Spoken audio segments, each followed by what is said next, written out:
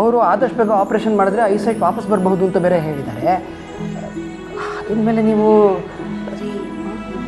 ಅವ್ರ ಕಣ್ಣಿಗೆ ಇನ್ಫೆಕ್ಷನ್ ಆಗಿದೆ ಅಂತ ಡಾಕ್ಟರ್ ಹೇಳಿದ್ದಾರೆ.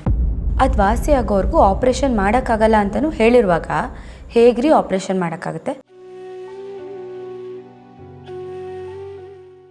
ಜಾನ್ವಿ ಅವರೇ, ಡಾಕ್ಟರ್ ಜೊತೆ ಮಾತಾಡಿದ್ದು ನಾನಲ್ವಾ? I know the details.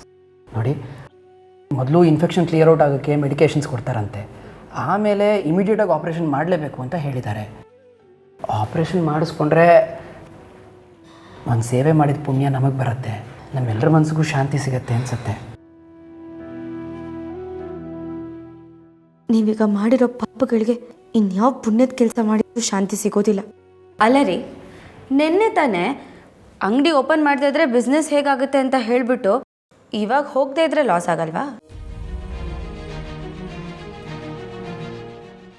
ಹೌದು ಜಾನ್ವಿ ಅವರೇ, ನಿನ್ನೆ ನಾನು ಆ ಥರ ಹೇಳಿದ್ದು ನಿಜ. ಆದರೆ ರಾತ್ರಿ ಎಲ್ಲ ಯೋಚನೆ ಮಾಡಿದ್ಮೇಲೆ ನನಗೂ ಅನಿಸ್ತು, ತಾಯಿಗಿಂತ ಮುಖ್ಯವಾದ ವಸ್ತು ಜಗತ್ತಿನಲ್ಲಿ ಏನಿದೆ?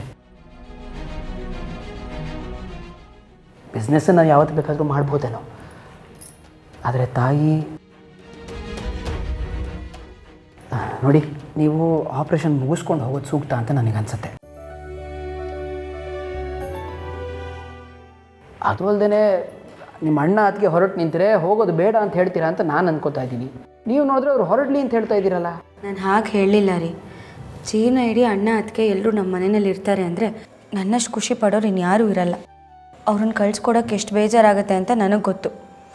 ನನ್ನ ಖುಷಿಗೋಸ್ಕರ ಅವ್ರು ಹೊಸ್ದಾಗಿ ಕಟ್ಕೊಂಡಿರೋ ಜೀವನಕ್ಕೆ ತೊಂದರೆ ಮಾಡೋದು ಬೇಡ ಅಂತ ಹೇಳ್ತಿದ್ದೀನಿ ಅಷ್ಟೆ.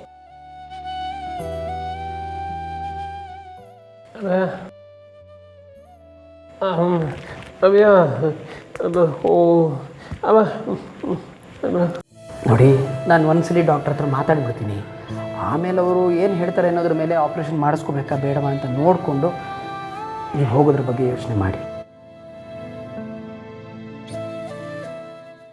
ಜಯಂತ್ ಅವರೇ, ನೀವು ಮಾಡ್ತಿರೋ ಈ ಉಪಕಾರಕ್ಕೆ ಹೆಂಗೆ ಕೃತಜ್ಞತೆ ಹೇಳಬೇಕು ಅಂತಲೇ ನಂಗೆ ಗೊತ್ತಾಯ್ತಾ ಇಲ್ಲ. ಅದಕ್ಕೆ ಇದಕ್ಕೆಲ್ಲ ನೀವು ಯಾಕೆ ಥ್ಯಾಂಕ್ಸ್ ಹೇಳ್ತಾ ಇದ್ದೀರಾ? ಅವರು ನಿಮ್ಮ ತಾಯಿಗೆ ಮಾತ್ರ ಅಲ್ಲ, ಎಷ್ಟೋ ಜನರಿಗೆ ಕಣ್ಣಿಲ್ದಿರೋರಿಗೆ ಕಣ್ಣು ಬರೋ ಹಾಗೆ ಮಾಡಿದ್ದಾರೆ ಅಲ್ವಾ ರೀ? ನಾವು ಮಾಡಿರೋ ಕೆಲಸನ ನಾವೇ ಹೇಳ್ಕೊಬಾರ್ದು ಜಾನ್ವಿ ಅವರೇ.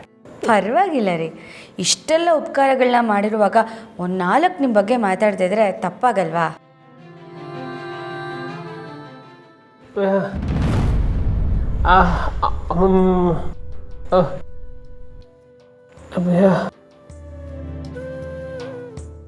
ಖಂಡಿತ ಹುಡುಕೋ ಪ್ರಯತ್ನ ಮಾಡೋಣ.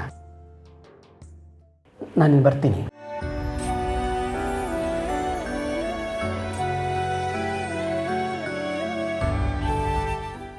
ಡಾಕ್ಟರ್ ಹತ್ರ ಫೋನ್ ಮಾಡಿ ಮಾತಾಡಿ ಹೇಳ್ತೀನಿ.